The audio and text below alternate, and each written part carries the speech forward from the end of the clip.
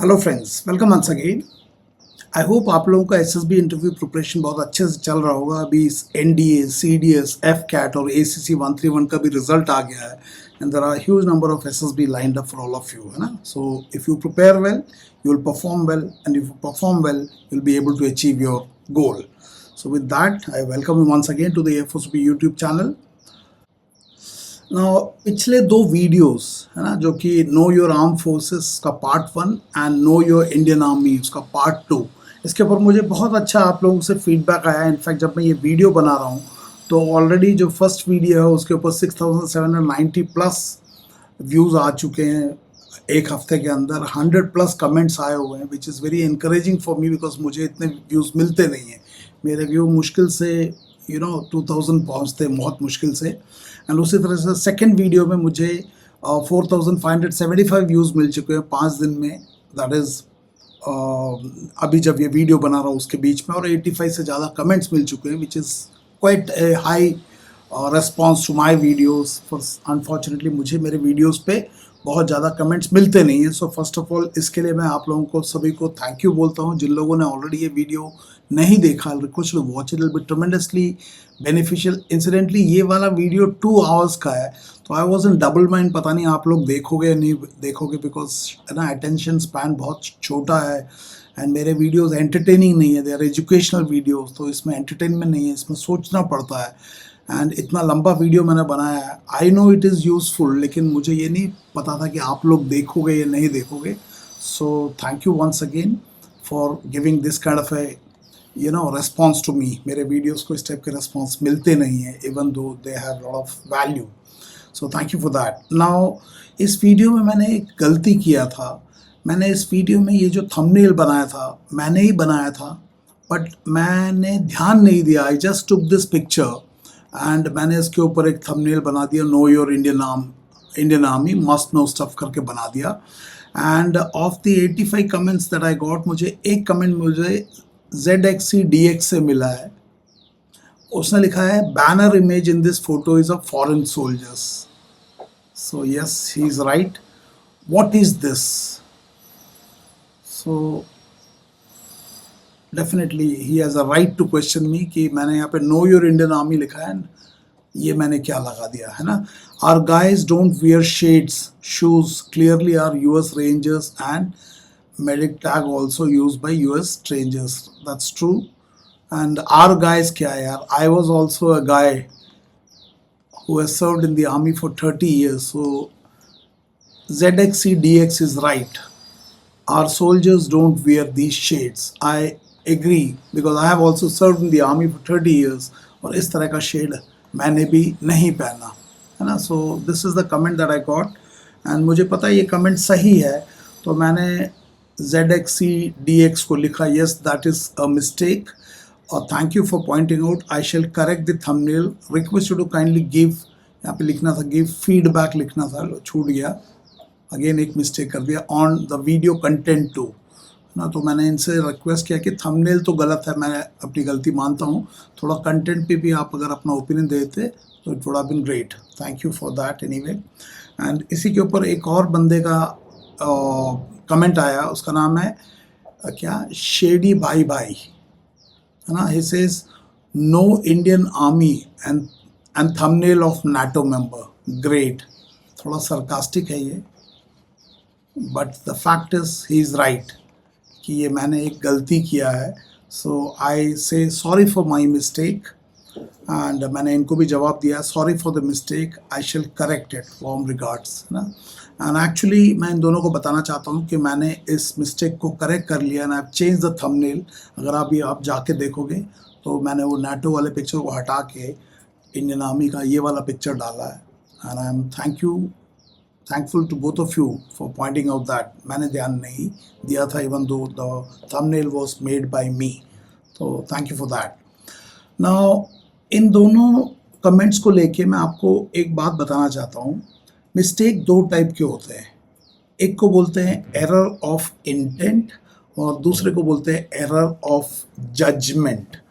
तो मैं आप लोगों से जानना चाहूँगा कमेंट में कि इन दोनों में क्या फ़र्क है, एरर ऑफ इंटेंट और एरर ऑफ जजमेंट। इन दोनों में क्या फ़र्क है? क्या एरर ऑफ इंटेंट को माफ़ करना आसान है या एरर ऑफ जजमेंट को माफ़ करना? अगर एरर ऑफ जजमेंट रिपीट हो जाए तो क्या वो एरर ऑफ जजमेंट रहता है या एक हैबिट को दर्शाता है? तो मुझे ये कमेंट लिख के आप लोग बताना। और अगर ये ZXCD और सैंडी भाई भाई भी है यहाँ पे, तो इन दोनों से भी पूछूंगा कि जो मैंने एरर किया है, जिसको आपने पॉइंट आउट किया, राइटली पॉइंट आउट किया है, आप उसे किस कैटेगरी में डालते हो? एरर ऑफ इंटेंट में डालते हो या एरर ऑफ जजमेंट में डालते हो? ये मुझे जरूर कमेंट लिख के बताना, बिकॉज हम इसके ऊपर आगे भी वीडियोस बनाएंगे, नॉट ऑन दिस थंबनेल के ऊपर बट इसके ऊपर। मैं ये क्यों बोल रहा हूँ? बिकॉज मुझे आप लोग बताना, जो भी इस वीडियो को देख रहा है, इस कमेंट को पढ़कर आपको क्या लगता है कि इन्होंने इसे एरर ऑफ जजमेंट की तरह ट्रीट किया या एरर ऑफ इंटेंट की तरह? आप समझे क्या बोल रहा हूँ? इन दोनों को कमेंट्स को देखना और इन कमेंट्स को देख के इनको क्या लग रहा है, मैंने ये एरर ऑफ इंटेंट किया है या एरर ऑफ जजमेंट हुआ है? और मुझे आप लोगों से कमेंट में जानना चाहता हूँ कि इन दोनों में ऐसा क्या वर्डिंग है, ऐसा क्या वर्डिंग है, पावर ऑफ एक्सप्रेशन है ना हमारा OLQ है, ऐसा क्या वर्डिंग है जो ये दर्शाता है कि इन्होंने मेरी सही गलती को तो पकड़ा है बट किस कैटेगरी में डाला है? मैं आपसे ये कमेंट जानना चाहूँगा। इट्स इंटेलेक्चुअल कमेंट, और मैं ये इसलिए पूछना चाहता हूँ कि अगर आपको ये समझ में आ जाएगा तो आपको ये भी समझ में आ जाएगा कि आप SSB में जो गलती कर रहे हो, क्या वो एरर ऑफ इंटेंट की गलती है या एरर ऑफ जजमेंट का है। और आप मुझे बताना किस गलती को माफ़ करना आसान है। Have you understood? तो मैं ZXCDX और शेडी भाई भाई से भी पूछता हूँ कि आपके इस कमेंट में ऐसा कौन सा वर्ड या सेंटेंस है जो ये दर्शाता है कि आपने मेरे इस गलती को किस एरर में रखा, एरर ऑफ इंटेंट या एरर ऑफ जजमेंट में? This is important.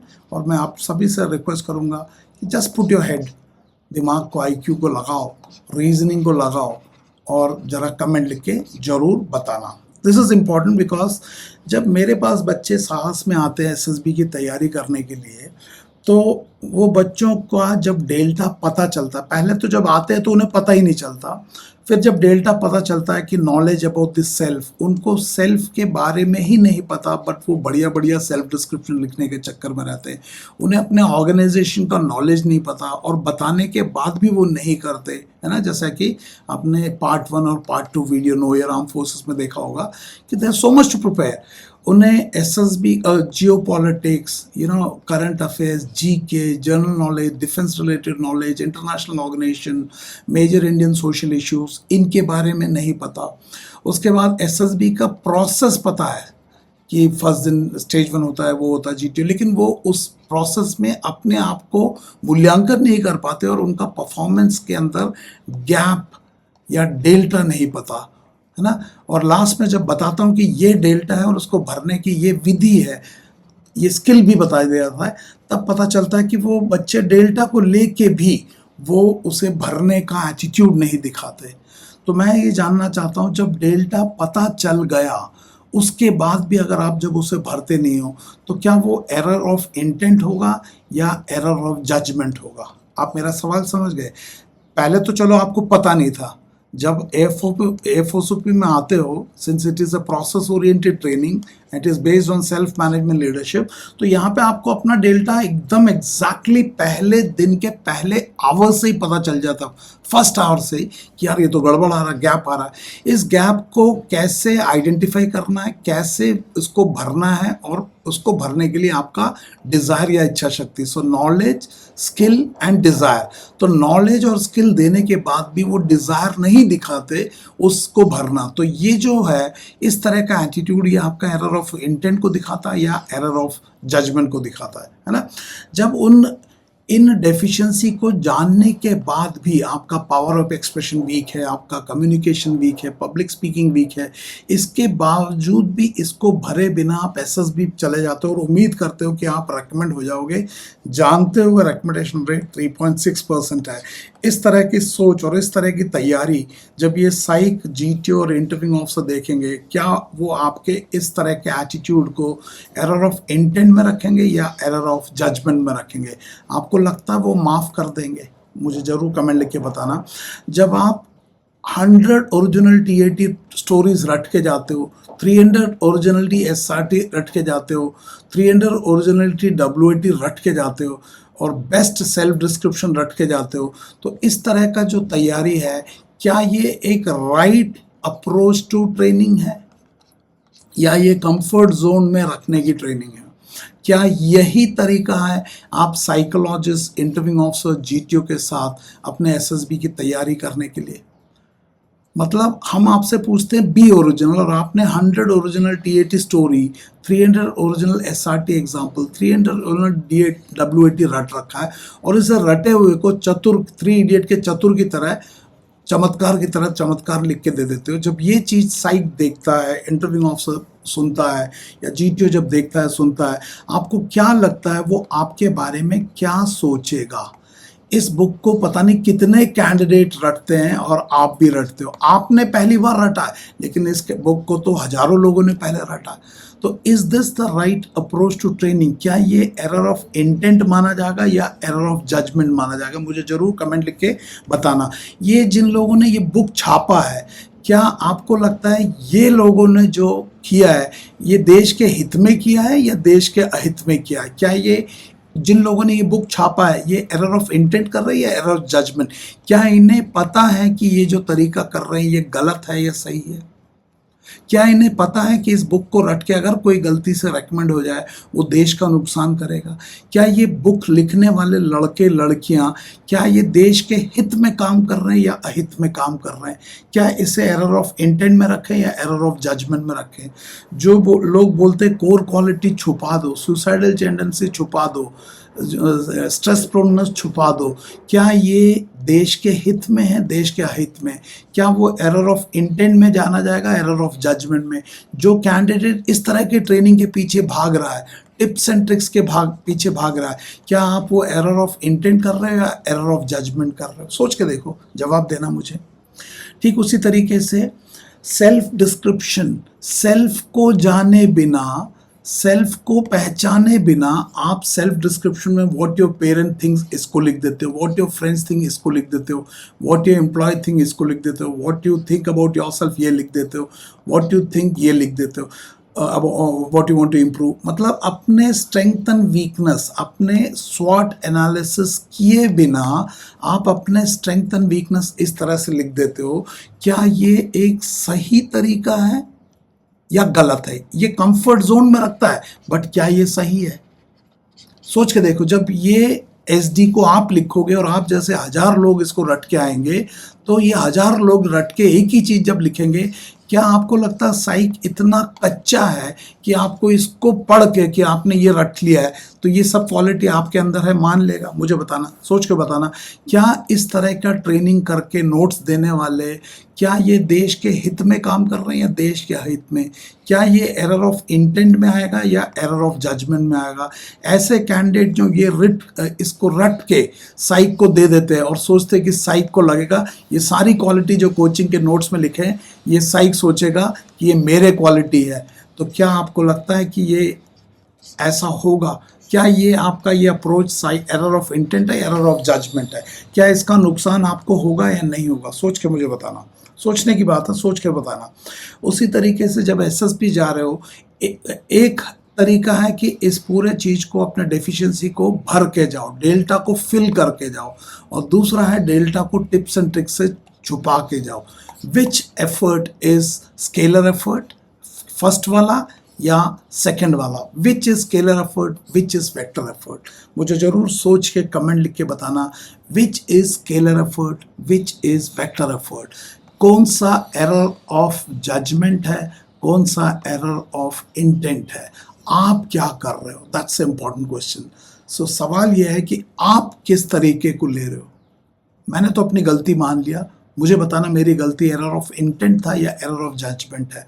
और मुझे ये भी बताना, आप जब अपना स्वॉट एनालिसिस नहीं करते, आप अपना सेल्फ को नहीं पहचानते, आप ऑर्गेनाइजेशन के बारे में नहीं कर रहे हो, आप करंट अफेयर्स को, पब्लिक स्पीकिंग, इंग्लिश कम्युनिकेशन को नहीं कर रहे हो, आप सिर्फ सिलेक्शन प्रोसीजर को समझ के सोचते हो कि आप रिकमेंड हो जाओगे, आप अपने गैप को आइडेंटिफाई नहीं करते हो और कोई बताता तो उसको रिजेक्ट करते हो क्योंकि उससे आपको कंफर्ट जोन से बाहर धक्का मार रहा है, आप अपने डेल्टा को भरे बिना ऑफिसर बनना चाहते हो, क्या ऐसी सोच एरर ऑफ इंटेंट है या एरर ऑफ जजमेंट है? जरूर मुझे बताना। और अगर आपको लगता है कि इसमें एक करेक्शन की ज़रूरत है तो बिल्कुल सही है, करेक्शन की ज़रूरत है।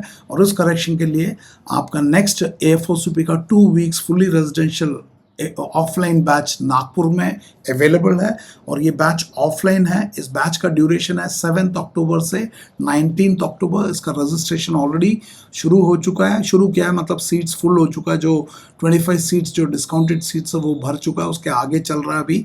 और अगर कुछ लोगों ने मुझे मैसेज किया था सर देयर सम एग्जाम और समथिंग, तो क्या हम 7th को जगह 8th को आ सकते हो? तो आप 8 से लेके 9th तक आ सकते हो, मतलब 8 से लेकर 9 शाम तक। 10th मॉर्निंग में अगर आप क्लास मिस करोगे फिर पोर्शन कवर करना मुश्किल हो जाएगा। सो 8th and 9 2 दिन का मिस होता तो it is because it is a residential batch, will be able to help you with that. So once again the batch duration is 7th October to 19th October है। इसका reporting 6th अक्टूबर है जो कि Sunday है, और आप 19th अक्टूबर को afternoon या 20th अक्टूबर को सुबह 4 noon को आप जा सकते हो घर वापस। So this is the duration of the course. आप उसको प्रोग्राम के highlight, it will B A fully residential batch, लड़कों और लड़कियों का अलग हॉस्टल है और आपको बढ़िया वेजिटेरियन खाना मिलेगा। बढ़िया वेजिटेरियन खाना मतलब बढ़िया वेजिटेरियन खाना, and it complete individual attention will be given. Only then आपको अपना डेल्टा आइडेंटिफाई करने में मदद मिलेगा। अगर आप थोक में 50, 60, 1000, 100 लोगों को एक साथ बैठा के मार दिया, वो तो वाइट वॉश है। तो यहाँ पे कार की सर्विसिंग करेंगे, ना कि कार का washing, right? So complete individual attention will be given. Training will be based on a concept called self-management leadership. It will be integrated course जहाँ पे SML and SSB जो कि AFOCP के नाम से वो इंटीग्रेटेड फॉर्मेट में लेके जाएंगे। सो स्ट्रेंथ एंड वीकनेस इंडिविजुअल लोगों का बहुत क्लियरली आइडेंटिफाई किया जाएगा एंड विल बी कम्युनिकेटेड। उसके बाद इसको कैसे भरना है उसका विधि भी बताया जाएगा, स्किल्स, बट उसको भरने का काम आपका है, छुपाएंगे नहीं, उसको भरेंगे। मैं ही आपसे पूछ रहा हूँ, क्या आपके अंदर कोई वीकनेस है और SSB जाने से पहले उसे छुपाना है, टिप्स एंड ट्रिक्स लगाना है, या उसे भरना है? अगर भरना है तो मेरे पास आना, छुपाना है तो बहुत जगह जा सकते हो, है ना? भरना है तो, क्योंकि मैं एक जवान से बना हूँ, मैं झूठ मक्कारी से नहीं बना हूँ, मैं GTO बना हूँ। झूठ मक्कारी वालों को मैं सेलेक्ट नहीं करता था, तो मुझे अब क्यों करूँगा झूठ मक्कारी आपकी ट्रेनिंग में? क्योंकि मुझे पता आज जो GTO होगा वो भी झूठ मक्कार को बाहर निकाल देगा, या साइक भी है, जो भी है, राइट? सो मुझे बताना क्या समझ में आया। 500% क्लैरिटी एश्योर्ड, आपका डेल्टा ऐसा साफ पहले दिन के पहले घंटे से ही पता चल जाएगा, और आपका काम है उस डेल्टा को कंटिन्यूसली उसको आइडेंटिफाई करना, उसको एक्सेप्ट करना, उसको भरना, है ना? नॉट 1% ऑफ रट्टा will be given. I don't think कोई कोचिंग वाला ऐसा बोल सकता है, बोल ही नहीं सकता, क्योंकि वो आपको कैसे लिखना है और कैसे बोलना सिखाते हैं, लेकिन AFOCP में आपको कैसे सोचना है सिखाया जाता है। Have you understood the difference? AFOCP का ट्रेनिंग में ये सिखाया जाता है आपको हर परिस्थिति में सोचना कैसे है, लेकिन बाकी कोचिंग सेंटर में बताया जाता है टिप्स एंड ट्रिक्स लगा के कैसे बोलना है और कैसे लिखना है। There is a difference. So मैं आपके सोचने पे काम करूंगा, और वहाँ पे ये सेल्फ मैनेजमेंट लीडरशिप काम आएगा, क्योंकि इसका टैगलाइन ही है, if you can manage the world inside you, you can manage the world outside you. Inside world में अगर कचरा होगा तो आउटसाइड में कैसे ठीक हो जाएगा? अगर गंगोत्री ही खराब है तो उससे बहने वाली गंगा तो खराब ही होगी। कथा वर्सेस कथाकार, कथा वर्सेस कथाकार। सो आपका TAT, WAT, SRT ये कथा है, लेकिन इसको लिखने वाले आप हो कथाकार। सिलेक्शन कथाकार का होगा, ना कि कथा के कैरेक्टर्स का। याद रखना, कथा वर्सेस कथाकार। कमेंट लिख के बताना है कथा वर्सेस कथाकार का मतलब क्या है और मैं क्या कहना चाहता हूँ। कथा वर्सेस कथाकार, हमें कथाकार चाहिए ना कि उसकी कथा, लेकिन उसकी कथा के गुणवत्ता को जांच कर कथाकार की गुणवत्ता को पहचानने की कोशिश करें। कमेंट जरूर लिखना, मुझे वर्ड बड़ा अच्छा लगता है, कथा वर्सेस कथाकार। 500% क्लैरिटी इज एश्योर्ड। उसके अलावा बोनस है, सिंस साहस कैंप इज एडवेंचर कैंप, ये 80 एकड़ एरिया में फैला हुआ है। इसके साइड में एक रामा डैम है और इसके अंदर 2 बड़े बड़े लेक हैं अंदर। So there are lot of adventure activity like wall climbing, rappelling, net climbing, river rafting, boat बना के राफ्टिंग है ना, and lot of other adventure activity. इसके अलावा फिजिकल ट्रेनिंग होता है। So you most welcome to attend that. So all these things आप note करके मुझसे पूछ सकते हो, सर ये कहाँ दिया आपने, नहीं दिया then I am at wrong, है ना। हम आपको कैसे सोचना है वो सिखाएंगे, ना कि कैसे टिप्स एंड ट्रिक्स लगा के अच्छी टीएटी लिखना है। जब सोचना ठीक हो जाएगा, अच्छी टीएटी तो अपने आप ही आ जाएगा। ना इंस्टीट्यूट का एड्रेस है AFOSOP साहस द कैंप, ये नागपुर में है। आप इसको गूगल मैप में साहस द कैंप टाइप करोगे तो ये मिल जाएगा। वैसे भी आप मुझे जब मैसेज करोगे मैं लिंक दे दूंगा आपको। एंड रजिस्टर करने के लिए दिस इज द नंबर 9090099035।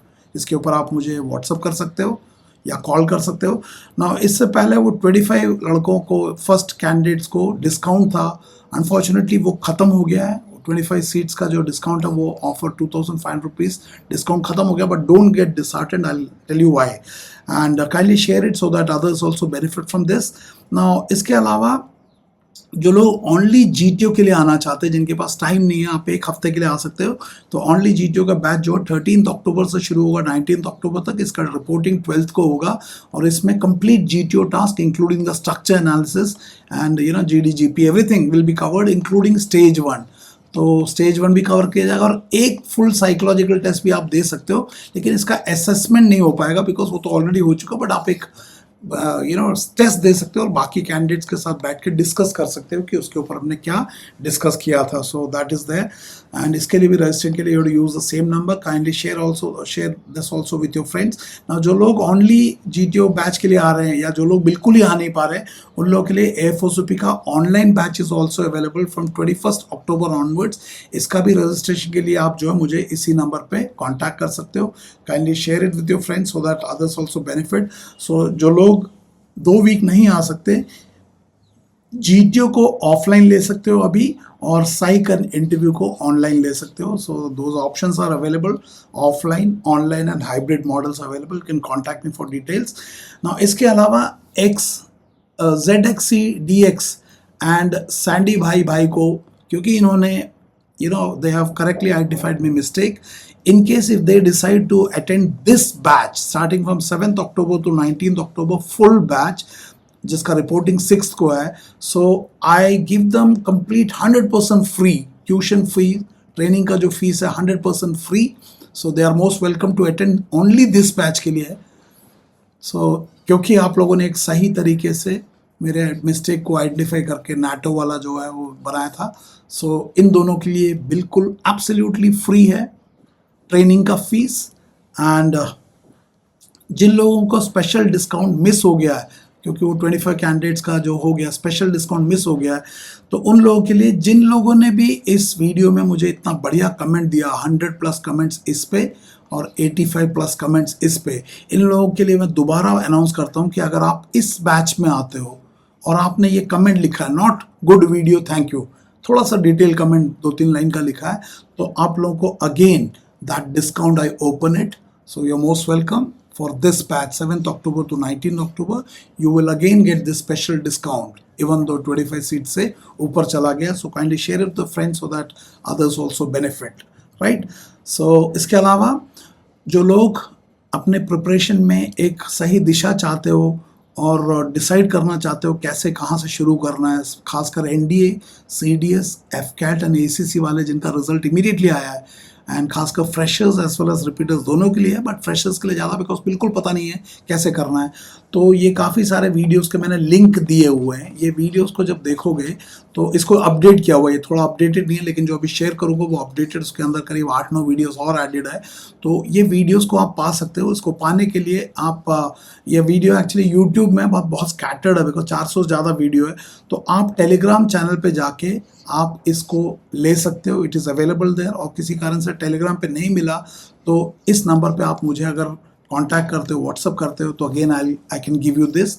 और ये जो जिन लोगों ने एफओसीपी ज्वाइन करने के लिए डिसाइड किया हुआ है, उन लोगों से रिक्वेस्ट है कि आप please watch it and make your notes. This will help you to prepare for you before you come to the FOC. It is like अगर खेत को आप पहले से ही जोत के आओगे तो मुझे उसके ऊपर काम करना आसान होगा, बजाय कि बंजर ज़मीन लेके आ जाओ। तो ये खेत की जुताई और दिशा देने में काम करेगा। So kindly share it with your friends and आप मुझे इस नंबर पर व्हाट्सअप कर सकते हो और पूछ सकते हो कि सर वो वीडियोस का लिंक चाहिए, है ना, जो कि ऑर्गेनाइज है, या आप टेलीग्राम चैनल पे भी इसको ले सकते हो। जिन लोगों ने एफओसीपी को यूट्यूब चैनल को सब्सक्राइब नहीं किया, request to kindly subscribe it, put your comments, like it, press the bell icon and share it with your friends, so that that's my motivation. जब आप मुझे कमेंट लिखते हो तो बहुत अच्छा लगता है कि मेरा मेहनत आप लोग एक्नॉलेज कर रहे हो। So do post your comment. और इसमें भी मैंने जो आपसे क्या बोलते हैं रिक्वेस्ट किया है कमेंट डालने के लिए, उस जगह पे एरर ऑफ इंटरनल जजमेंट में please put your comment and it will be very encouraging to me, है ना। Kindly subscribe it, I make value content continue like this, right? Thank you and may God bless you. Thank you very much. Thank you.